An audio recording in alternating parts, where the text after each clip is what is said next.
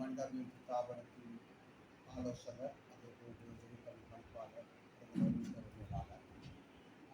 அதேபோன்று பிராந்தியத்தின் மனித உரிமை ஆணைக்குழுவின் இணைப்பாளர் சீசர் அவர்கள், அதேபோன்று அனைத்து அரசு உத்தியோகஸ்தர்களும் எனது அன்பின் பணி மனிதாபிவிருத்தி தாபனத்தை பற்றி கூடுதலானவர்களுக்கு தெரியுமாக இருக்கும்.